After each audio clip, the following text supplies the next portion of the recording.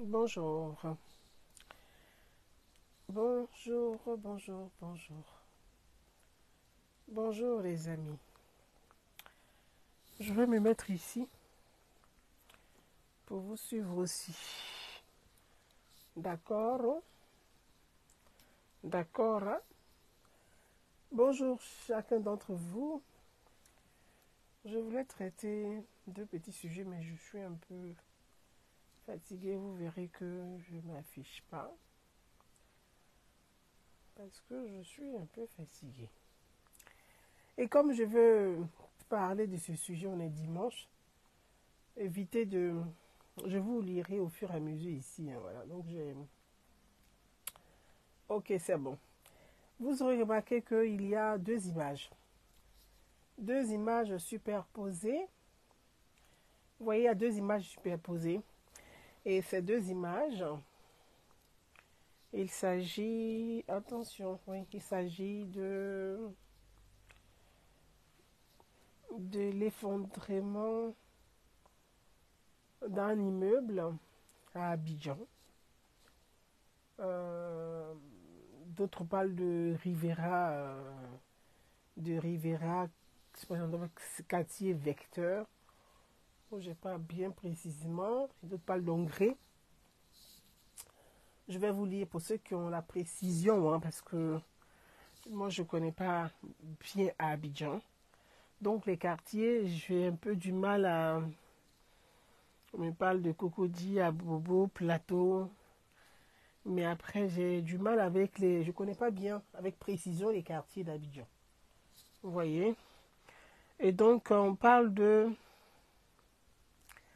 Un instant, mes amis, hein, on parle de la Rivera, c'est ça, Rivera, Palmeraie ou Hongrie. Peu importe euh, du quartier précisément, hein, mais il y a l'effondrement d'un immeuble à Abidjan. Et le deuxième sujet, c'est concernant le commentaire, je dirais bien le commentaire de l'avocat de Madame Simone Gbagbo suite à la demande de divorce de l'ex-président Laurent Gbagbo. Voyez-vous, il y a deux sujets qui ne se ressemblent pas, mais qui sont similaires parce qu'on parle de destruction. On parle d'effondrement. Donc, il y a quand même d'ici. Ce n'est pas les mêmes sujets, mais qui ont un dénominateur commun qui est l'effondrement. C'est important de le préciser comme ça. J'ai une grande pensée. J'ai une forte pensée pour les victimes de ce énième effondrement. Je dis bien énième effondrement parce que ça ne... C'est pas la première fois. Ce n'est pas la deuxième fois ni la troisième fois. Ça devient récurrent. Ça devient récurrent. Voyez-vous, ça devient récurrent. C'est un drame. Mais je ne dirais pas un drame accidentel.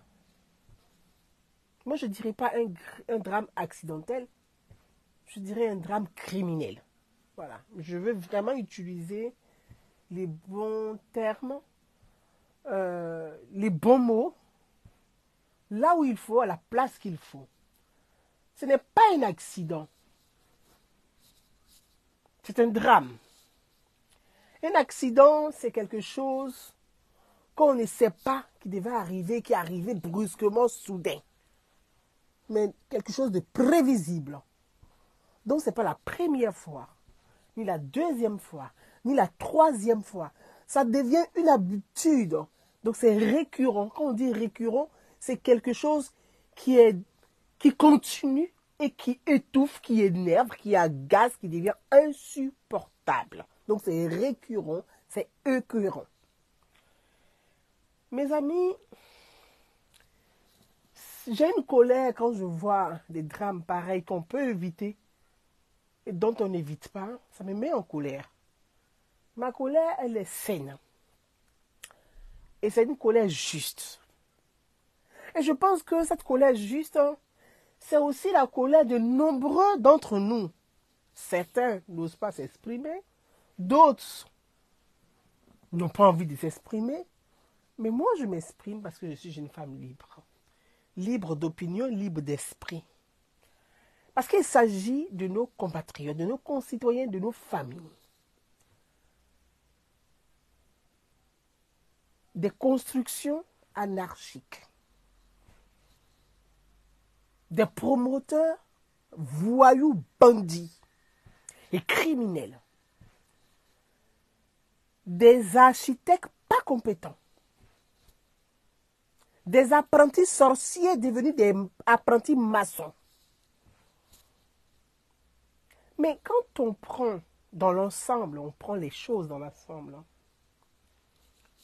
de la tête aux orteils, il y a quand même une chaîne. On a des promoteurs véreux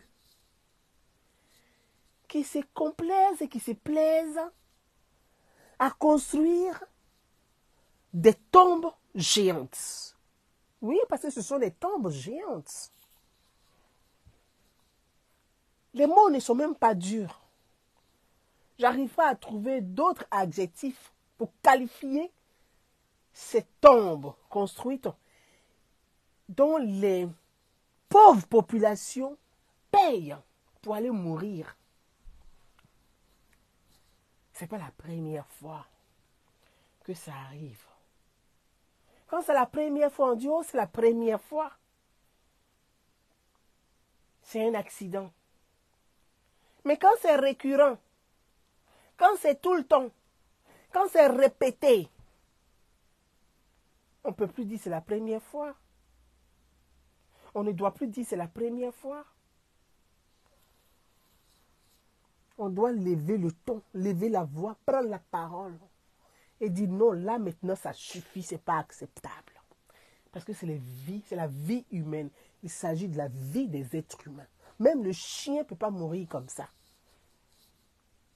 Je veux parler de ce drame. Quand vous regardez l'image simplement, on se dit, mais quel architecte a bien laissé faire ça? Quand vous regardez les matériaux utilisés, on se dit, mais quel chef de chantier était sur ce chantier et qui a laissé ça, qui a laissé cette tombe? Quand on regarde les matériaux utilisés, la question qui nous revient, la première question qui nous revient, c'est qui a donné le permis de construire à ces gens? Mes frères et sœurs, j'espère que vous m'entendez. Je ne sais pas si vous m'entendez. J'espère que vous m'entendez. On se pose la question de savoir qui a donné le permis de construire à ces gens. Ces gens qui ont construit ça sont des criminels. Quelle société a construit ça? Qui est le promoteur de cette tombe géante? Quelle agence a mis des familles dans ça? Voyez-vous, il faut que ça s'arrête. Il faut que chacun prenne ses responsabilités. Il faut que chacun assume ses responsabilités. Il faut que les responsabilités soient définies. Il faut de la fermeté, le laxisme, la complaisance, le copinage. Ça suffit. Non, ça suffit parce que là, on parle de la vie humaine. Ce n'est ni une question de vie politique, ni une question de vie militante, ni une question de vie familiale. On parle de la vie humaine. La vie humaine, c'est de celle-là qu'on parle. Là où on parle de la vie humaine, il faut qu'il y ait de la fermeté et que les responsabilités soient définies et que les responsables soient sanctionnés avec fermeté. Ça suffit, le laxisme, la complaisance, le copinage. Il faut que les responsabilités soient définies et que les Ivoiriens sachent à qui appartient cet immeuble. Il faut que la population doit savoir à qui appartient l'immeuble. Qui est responsable de cet immeuble? Qui est responsable? Les immeubles s'effondrent. Les populations meurent. Les gens tombent. Les gens meurent. Et puis on ne sait jamais qui est le propriétaire de ces immeubles. Vous ne trouvez pas quand même que ça fait quand même beaucoup? Il faut qu'on sache qui sont les propriétaires de ces immeubles, qui ne respectent pas les normes de construction. Qui sont-ils? Pourquoi on ne sanctionne jamais, on ne les voit pas? On n'entend pas la condamnation, on ne l'entend pas, on ne la voit pas. À un moment donné, faisons attention. Faisons très attention. Faisons beaucoup attention. Le 1 plus 1 plus 1 plus 1 plus 1 finit par faire de trop. Faisons attention. Et là, c'est de trop. Il faut que les responsables, les coupables, soient connus, soient sanctionnés avec la plus grande fermeté. Interdiction même, ni même l'œuvre, interdiction d'avoir une autorisation même pour avoir une agence même de construction, une agence immobilière. Ils sont formés sur quoi? À partir de quoi? Non, mais ça fait beaucoup. Et je lis. Je ne prends pas la parole parce que les gens m'auront tagué sur des posts ou m'auront accusé de dire mais un immeuble s'est effondré en Côte d'Ivoire, tu ne t'es pas exprimé. Ce que ces gens racontent, ce n'est pas ça. Ce n'est pas de ça qu'il s'agit. Parce que si ces gens qui se complaisent à toujours dire tu ne t'es pas exprimé sur ça, tu t'es exprimé sur ça, comme si je devais faire leur volonté. S'ils suivaient mes publications, ils auraient su que j'ai déjà fait une publication concernant ce sujet-là. J'ai fait une publication concernant l'effondrement de cet immeuble en Côte d'Ivoire. Et donc, je reviens là-dessus, je dis, les responsabilités doivent être établies. À qui appartient l'immeuble? Quelle entreprise qui a eu le marché de la construction de cette tombe géante? Parce que c'est une tombe géante. Qui a délivré le permis de construire à ces gens? Sur quelle base? Quel architecte? Qui était le chef de chantier? Voilà les questions dont la justice doit se saisir, poser pour apporter des réponses aux Ivoiriens. Parce que nous avons besoin de savoir. Ça peut ne pas être un membre de nos familles, mais c'est un citoyen. Certains vont dire, mais oui, mais bon, est-ce que ça nous regarde? Et ce n'est pas de ma famille. N'attends pas que ce soit de ta famille pour réagir. N'attends pas que ce soit de ta famille pour dire, mais comme il n'est pas de ma famille, ce n'est pas important. Si c'est important. La vie humaine, elle est importante. Il s'agit de la vie de nos compatriotes, la vie de nos frères et sœurs. On ne doit plus accepter que les gens, des marchands de mort, pour ne pas dire sable, puissent comme ça sévir impunément, se balader. Demain, ils changent d'entreprise, ils changent de nom, ils passent à autre chose. Un autre immeuble encore, on va nous sortir le coup de « Oh oui, parce qu'il a beaucoup plu ». C'est pas la pluie qui a fait. S'il a beaucoup plu, c'est que tous les immeubles vont tomber. S'il y a des immeubles qui ne tombent pas, qui ne s'effondrent pas, c'est parce que ces fondements, ces bâtiments sont solides, ont respecté des normes. S'il y a des immeubles qui s'écroulent, c'est parce que les normes n'ont pas été respectées. Sinon, la pluie, c'est dans toute la Côte d'Ivoire. Mes frères et sœurs, je voulais exprimer ma compassion profonde, attristée, à l'égard de ces familles qui ont perdu la vie, qui ont perdu leurs biens, qui ont perdu de la famille dans ce drame, dans ce énième drame d'effondrement d'immeubles dans notre pays, dans la capitale Abidjan. Le deuxième sujet, je ne vais pas être très longue. Je ne vais pas être très longue Il s'agit d'un commentaire.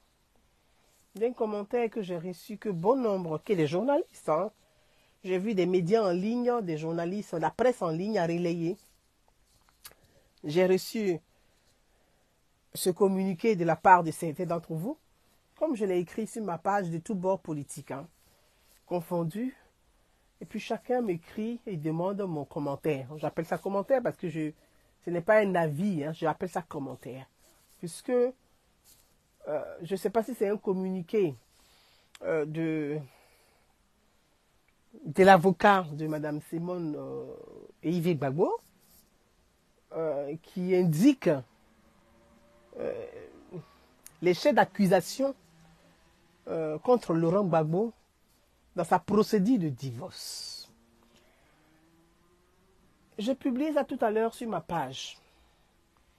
Je ne voulais pas faire de commentaires, ni live, ni vocal. Je voulais faire un commentaire écrit. Mais j'ai compris que bon nombre d'entre nous ont du mal à lire. Et quand ils lisent, ils ont du mal à comprendre la profondeur d'un texte. Et c'est pratique peut-être pour eux d'entendre une voix qui explique que de lire un texte. Je comprends, je le respecte ça aussi. C'est un choix de chacun et je pense que quand on est sur les réseaux sociaux et qu'on est leader d'opinion, en tant qu'analyste événementiel et politique, parce que je ne suis pas une activiste, il faut que les gens le sachent. Je ne suis pas une activiste ni une blogueuse. Non, je suis une responsable associative. Je suis analyste événementiel et politique. C'est pourquoi quand il y a un sujet, je traite le sujet. Je ne fais pas de polémique sur des sujets, mais je traite le sujet. Je ne mets pas mes émotions dans un sujet, sauf quand il s'agit de la vie humaine. En tant qu'être humain, j'ai des émotions comme tout être humain. Il arrive des moments où je coule des larmes, où je ris, où je suis triste, je suis peiné, où je suis en joie. Ça, c'est la dimension humaine. Mais en tant qu'analyste événementiel et politique, ce sujet qui concerne le divorce de M. Laurent Gbagbo est un sujet de société, est un débat sociétal, est un débat politique. Parce que bon nombre de nos concitoyens parfois disent « Mais c'est la vie privée de M. Laurent Gbagbo, ça ne concerne personne. » Je vous dis stop. La vie de la classe politique concerne les Ivoiriens. Oui. La vie des hommes politiques, soit qui ont dirigé le pays, ou qui dirigent le pays, ou qui aspirent à diriger le pays, concerne les citoyens ivoiriens. C'est un débat qui doit se poser. Qui sont ces gens? Ça, c'est la première des questions que chaque citoyen doit se poser. Donc, on ne peut pas dire, ça ne regarde pas. C'est la vie privée d'un tel, des gens de Paul, ou de Jeannot, ou de Jeannette, ou d'Agaratou, ou de Digbe, ou de Seri. Ça ne regarde pas les Ivoiriens. Mais bien sûr que ça nous regarde. La vie privée des hommes politiques, des femmes politiques, nous concerne parce que ces hommes et femmes politiques gèrent notre vie à nous. Qui sont ces gens? Ça, c'est la question que chaque citoyen devrait se poser. Il doit se poser. Donc, je vais vous dire, oui, ce que Laurent Gbagbo fait dans un lit avec des femmes ou des hommes, peu importe avec qui il fait ça, ça ne nous regarde pas. Mais une fois que c'est public, ça nous concerne. Ce qu'il faut en privé ne nous regarde pas. Mais une fois que le privé est rendu public, ça nous regarde parce que ça a un impact sur une partie de la société.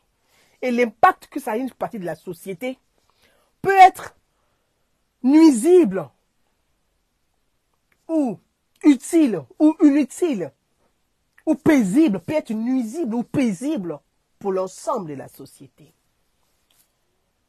Laurent Gbagbo a été président de la République de Côte d'Ivoire. De façon calamiteuse ou pas, je ne rentre pas dans comment il est arrivé au pouvoir. Je ne veux vraiment pas rentrer là-dedans. Parce que, contrairement à ce que les gens pensent, je ne suis pas une ennemie où les gens pensent qu'elle déteste Laurent Gbagbo. Parce que les Ivoiriens, ils ont un problème, j'ai compris, hein, la masse, là, ils ont un problème de compréhension et de discernement. Ils sont dans une passion vaine inutile. Ils sont dans une passion vaine. Et pour eux, soit tu es avec un tel, soit tu es contre l'autre. Soit tu aimes, soit je te déteste, je te tue. Voyez? Et c'est ce que cette classe politique a prôné. Et je ne dis pas que c'est un seul camp. Dans tous les partis politiques, les extrémistes des partis politiques ont toujours prôné la haine de l'autre. Il faut abattre l'autre. Il faut abattre l'autre. Et c'est ces guéguerres-là. C'est ce qui aujourd'hui est représenté en général sur les réseaux sociaux. C'est ce qu'on appelle aujourd'hui les Ivoiriens des réseaux sociaux. Les Ivoiriens des réseaux sociaux ressemblent à leur classe politique. Oui, les Ivoiriens des réseaux sociaux ressemblent à leur classe politique. Voyez-vous, la vie d'un leader politique concerne la société. C'est un débat de société.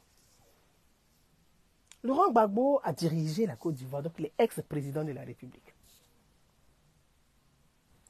Nous tous, on apprend, puisqu'ils le rendent public eux-mêmes, que Laurent Gbagbo a expliqué qu'il avait plusieurs vies.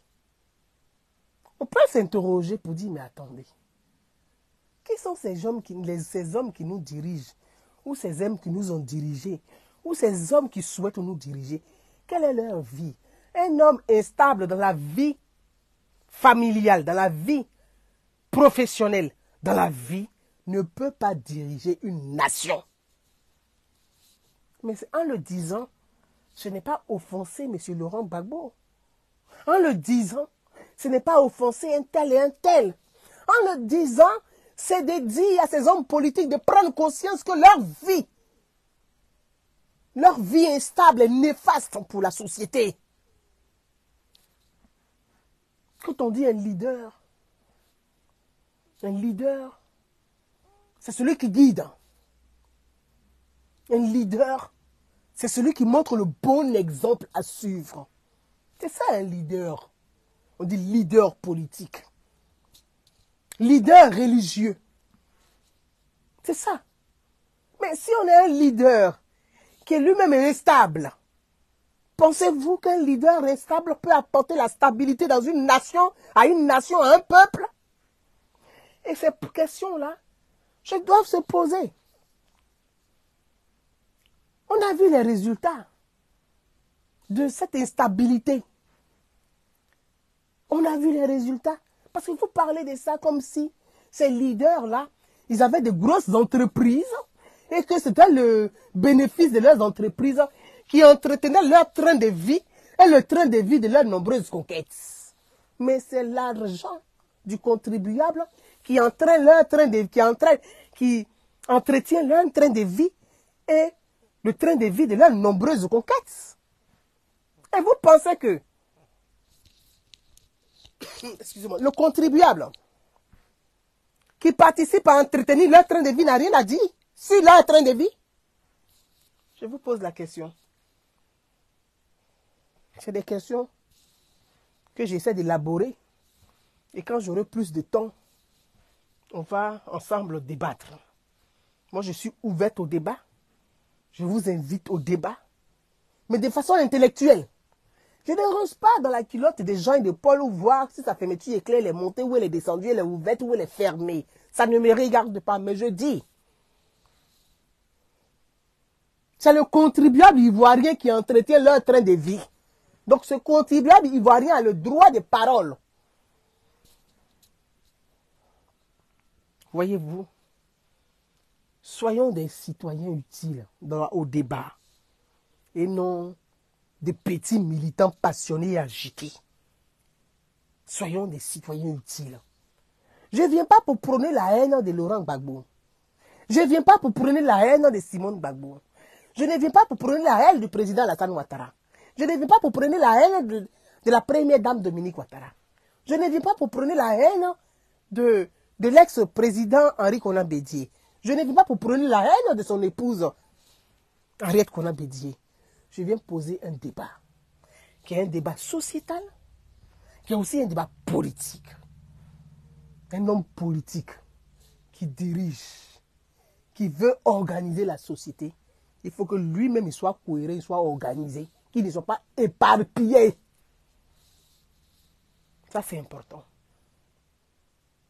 Mon commentaire que je fais sur le commentaire qui a été rendu public sur les réseaux sociaux, je ne sais pas par qui, parce qu'il n'est pas signé, c'est pour ça que j'appelle un commentaire. Je ne pourrais pas dire un communiqué, parce qu'il n'est pas signé. Donc, j'appelle ça un commentaire sur les chefs d'accusation par rapport au divorce de Laurent Gbagbo et de Simone Gbagbo. Je dis,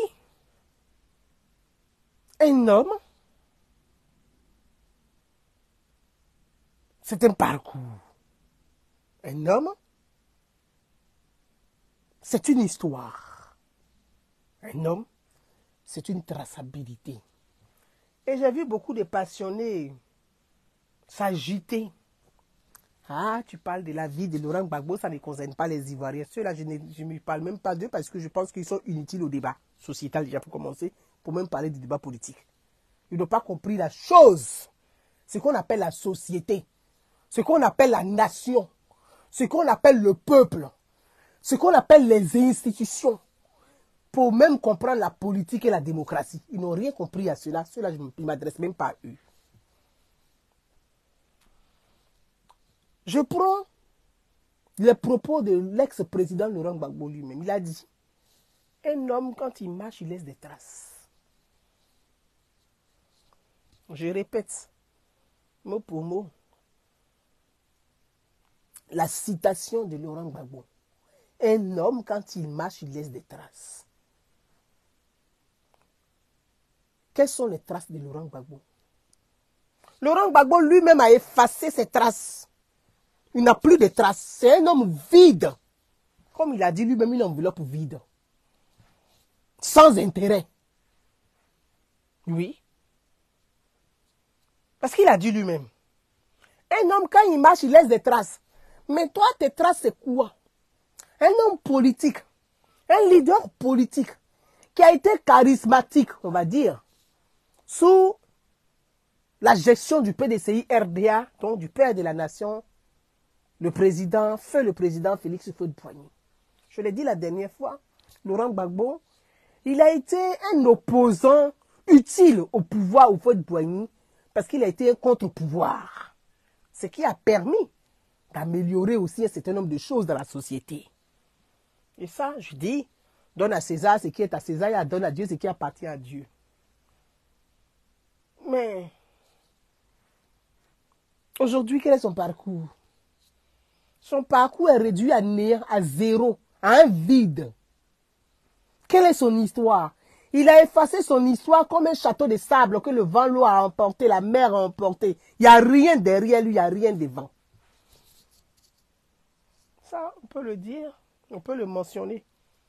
Et quand on le dit, les gens disent, pourquoi tu dis ça, c'est sa vie privée. Mais excusez-moi. La vie privée, les vies privées de Laurent Gbagbo ont été entretenues par le contribuable ivoirien. Il serait prêt à nous rembourser tout cet argent qu'il a gaspillé pour ses vies privées. Parce que vous ne savez pas que le contribuable ivoirien a droit à une réponse et a le droit de saisir la justice pour que ces hommes politiques qui gaspillent notre argent, l'argent du contribuable à leur vie privée, puissent nous rembourser ce qu'ils dépensent. Qui entretient notre vie? Ils entretiennent notre vie. Est-ce qu'il y a une réforme où on dit on entretient la vie privée des Ivoiriens? Dites-moi si elle existe, j'allais m'inscrire pour toucher aussi ma part, pour que vous aussi vous puissiez toucher aussi votre part. Parce qu'on ne va pas entretenir la vie privée des hommes politiques pendant que nous-mêmes on est assis par terre. C'est de ça qu'il s'agit. Il faut que les citoyens consciencieux, utiles, intelligents, capables, puissent éduquer la classe politique qui est très vagabonde. On parle de ça. Vous me parlez de la vie privée de Gbagbo. Quelle est sa vie privée? La vie qu'il est venu étaler comme ça en public? Même les jeunes de 18 ans aujourd'hui, ou les juvéniles, c'est-à-dire qui sont à l'âge de puberté, savent quand même tenir leur vie secrète. Mais c'est lui qui a étalé sa vie. Voyez-vous, mes amis, c'est dommage. Comme je dis dommage, parce que certains d'entre vous, j'ai vu, Laurent Gbagbo et Nelson Mandela. Je vais vous dire, ne confondez pas les choses, parce que vous aimez prendre des exemples que vous ne maîtrisez pas, que vous ne savez pas, vous ne comprenez pas, que vous ne connaissez pas. Vous savez quoi de la vie de Nelson Mandela? Quoi? Qu'est-ce que vous savez de la vie de Nelson Mandela? Ce sont les militants de Laurent Gbagbo même qui sont sur les réseaux sociaux, qui s'allument, qui s'insultent et tout. Qui ont plus exposé sa vie. Nous, on fait que observer et analyser. D'accord? Qu'est-ce que vous savez de la vie de Nelson Mandela pour comparer Laurent Gbagbo à Nelson Mandela? Laurent Gbagbo n'est pas Nelson Mandela et Laurent Gbagbo ne sera jamais Nelson Mandela. Pour vous donner quelques exemples, afin que vous puissiez enrichir votre culture générale. Nelson Mandela était un leader qui a combattu l'apartheid en Afrique du Sud et qui en a fait la prison, qui avait pour femme Winnie Mandela. Winnie Mandela qui s'est battu, qui a parcouru le monde entier, qui est monté au four et au moulin. Je dirais même qu'il s'est sacrifié pour convaincre des chefs d'État, des hommes de pouvoir, des hommes des chancelleries, des artistes anglais, français, américains, pour plaider la cause de son homme, Nelson Mandela, qui était en prison, qui était en train de croupir en prison.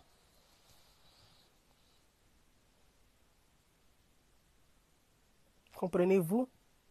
Et Winnie Mandela, elle a eu des hauts et des bas. C'est un couple politique et un couple fusionnel. C'était un vrai couple de la vraie vie qui ont décidé de se séparer. Vous qui m'écoutez, que vous soyez partisan de Laurent Gbagbo ou pas, ou ennemi de Laurent Gbagbo ou pas, pouvez-vous me dire comment Nelson Mandela a traité Winnie Mandela? Nelson Mandela a divorcé avec Winnie Mandela parce que c'était un leader charismatique, respectueux des valeurs, quel que soit ce que sa braquette lui disait. Moi, je vous parle de l'éthique et des valeurs qu'on doit prôner quand on se dit leader politique. Un leader, c'est celui qui veut orienter la société. C'est pas celui qui veut faire perdre, la société dans un désordre. Pas possible. C'est pas ça un leader. Hein. Tout le monde est leader. Mais un leader, il y a leader puis il y a leader. Nelson Mandela a divorcé avec Winnie Mandela.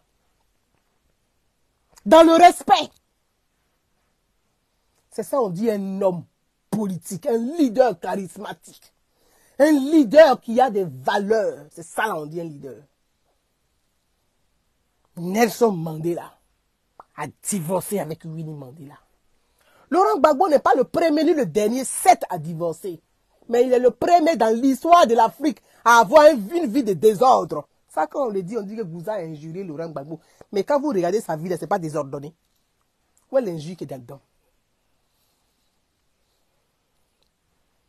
C'est de ça qu'il s'agit. Et ce désordre a un impact sur la société.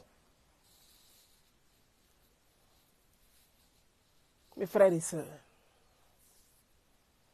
quand Mandela a divorcé avec Winnie, l'épouse de Mandela, c'est-à-dire sa nouvelle femme,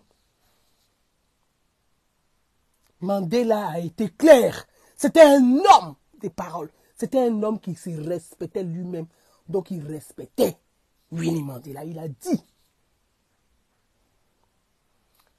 la femme, la nouvelle femme de Mandela, n'a jamais offensé Winnie en public, ni même l'injurier. C'est ça on dit un leader charismatique. Les conseillers de sa femme n'ont jamais insulté Winnie Mandela. Winnie Mandela était au cœur du parti.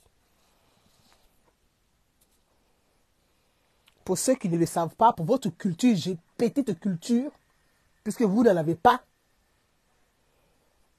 vous faites des comparaisons sans raison. Des comparaisons sans raison. Des gens, vous n'êtes même pas euphorique, puisque vous n'êtes pas intéressant.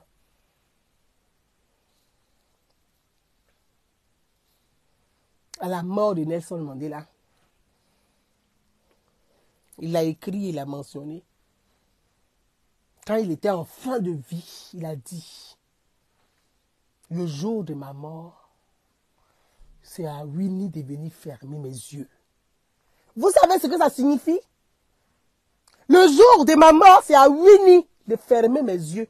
Parce qu'il a une histoire. Parce qu'il a un parcours. Parce qu'il y a des traçabilités. Laurent Gbagbo n'a rien.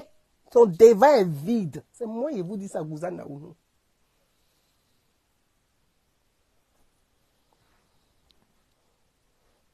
Alors, vous fantasmez sur un désordre. Vous alimentez un désordre. Vous vous complaisez dans le désordre. Vous ne pouvez rien apporter à la société, ni même orienter la société pour dire même que vous allez l'organiser. C'est ça la vérité. Frères et sœurs, je veux souhaiter propre rétablissement à Laurent Gbagbo qui est en ce moment à Bruxelles pour ses soins. Cher Laurent, propre rétablissement. Et que j'espère que tu te porteras mieux et que tu rentreras très bientôt dans ton pays, la Côte d'Ivoire. Mais je tenais aussi à apporter mon commentaire à un commentaire. Mes frères et sœurs, je vous souhaite une excellente soirée. C'était Gouza Naounou.